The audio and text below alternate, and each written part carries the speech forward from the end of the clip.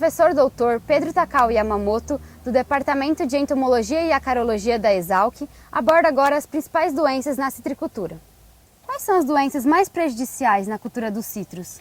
Existem duas doenças que são altamente prejudiciais. Uma delas, a principal, se chama greening ou Huanglongbing, que é o nome original da doença, o nome, vamos dizer assim, verdadeiro da doença.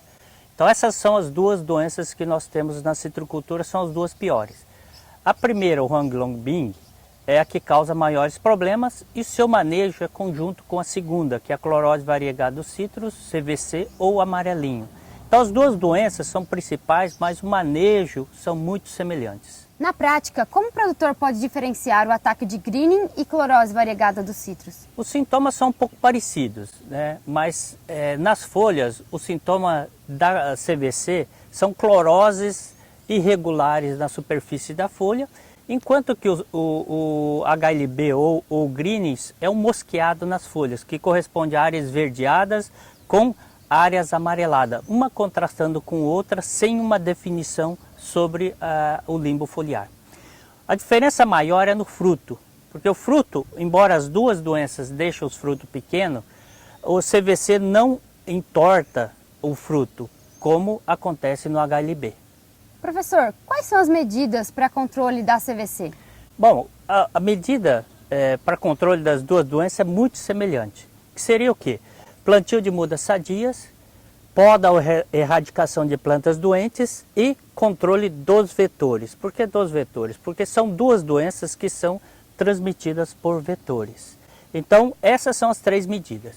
A diferença básica aí é que no caso do HLB, não é possível fazer a poda. E no caso da CVC, é possível fazer a poda. O greening afetou grandes áreas de produção de laranja, obrigando muitos produtores a mudar de atividade. Qual o manejo da doença e o controle biológico, nesse caso, é eficiente? A doença que mais causou prejuízo foi realmente o HLB ou greening. Por quê? Porque para manejo dessa doença tem que eliminar a planta.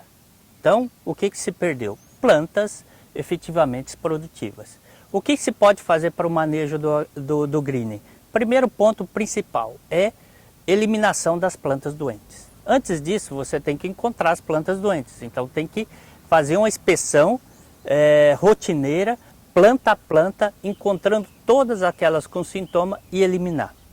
Outro ponto-chave, no caso do greening, é eliminação ou controle do vetor, que pode ser químico ou pode ser biológico.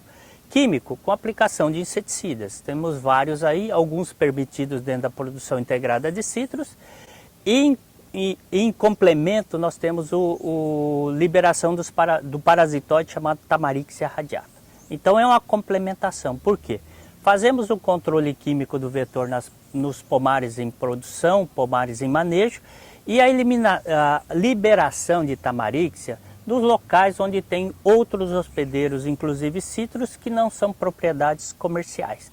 Então, nesse caso, o parasitóide é liberado para controlar o vetor fora das áreas de produção.